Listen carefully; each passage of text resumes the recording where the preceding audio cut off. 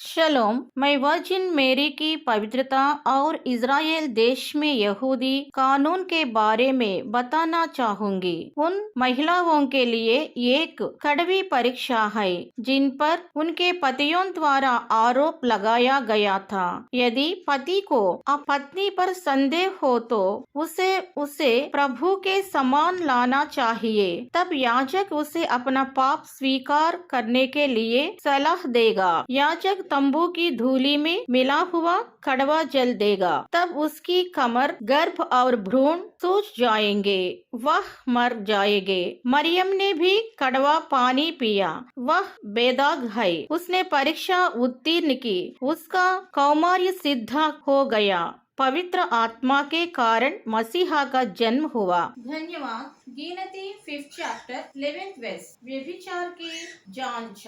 फिर यहोवा ने मूसा से कहा, इस्राएलियों से कहा कि यदि किसी मनुष्य की स्त्री बुरी चाल चलकर उसका विश्वासघात करे और कोई पुरुष उसके साथ पुकारी करे, परंतु यह बात उसके पति से छिपी हो और खुली न हो और वह अशुद्ध हो गई, परंतु न तो उसके विरुद्ध कोई साक्षी ही और न वह पुकार करते पकड़ी गई हो और उसके पति के मन में जलन उत्पन्न हो, और तो वह अपनी स्त्री पर जलने लगे और वह अशुद्ध हुई हो, या उसके मन में जलन उत्पन्न हो और तो वह अपनी स्त्री पर जलने लगे परंतु वह अशुद्ध न हुई हो, तो वह पुरुष अपनी स्त्री को याजक के पास ले आई और उसके लिए एफा का 10वां अंश होगा मैदा चढ़ावा करके ले आई, परंतु उस पर तेल न डाले न लेबोन रखे, क्योंकि वह जलन वाला और स्मरण दिलने वाला आर्यत आद्यमों का स्मरण करने वाला अंतर बलि होगा। तब याजक उस स्त्री को समीप ले जाकर यहोवा के सामने खड़ा करे और याजक मिट्टी के पात्र में पवित्र जल ले और निवास स्थान को भूमि पर की धूल में से कुछ लेकर उस जल में डाल दे।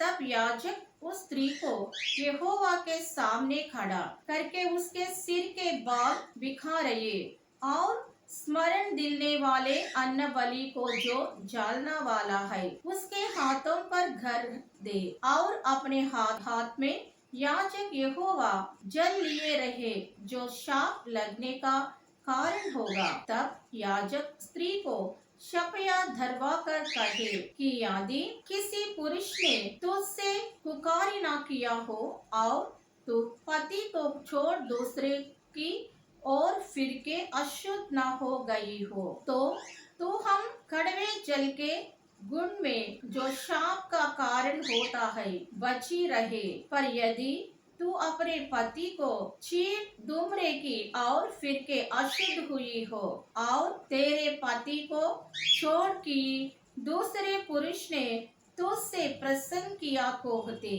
और याजक उसे शाप देने वाली शपया घरा कर कहे, यहोवा तेरी जान सड़ाए और तेरा पेट फुलाए और लोग तेरा नाम लेकर शाप और छिका कर दिया करे।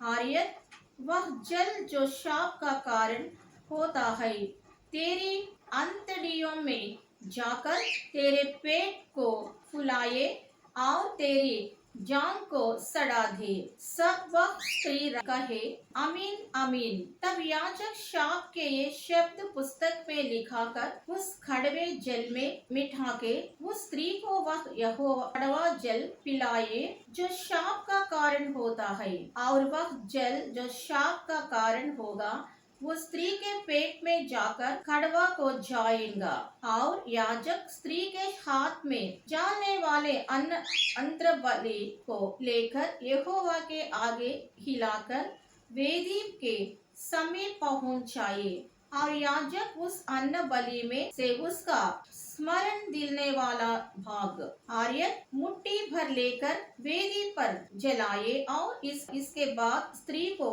वह जल पिलाए, और जब वह जल जल पीला चुके, तब यदि वह अशुद्ध हुई हो और अपने पति का विश्वासघात किया हो, तो वह जल जो शाप का कारण होता है उसी स्त्री के पेट में जाकर खड़वा हो जाएगा, और उसका पेट फूलेगा और उसकी जांघ सड़ जाएगी, और उस स्त्री का नाम उसके लोगों के बीच शापित होगा। पर यदि वह स्त्री अशुद्ध नहीं हुई हो और शुद्ध ही हो, तो वह निर्दोष ठहरेगी और गर्भिणी हो सकेगी। जलना की व्यवस्था यही है, चाहे कोई स्त्री अपने पति को छोड़ दूसरे के और फिर के अशुद्ध हो, चाहे पुरुष के मन में जलन उत्पन्न हो और वह अपने स्त्री पर जलन लगे, तो वह उसको यहोवा के सम्मुख बड़ा कर दे, और याजक उस पर यह सारी व्यवस्था पूरी करे, तब पुरुष अधर्म से बचा रहेगा और स्त्री अपने अधर्म का बोझ आप उठाएगी। हालेलुया।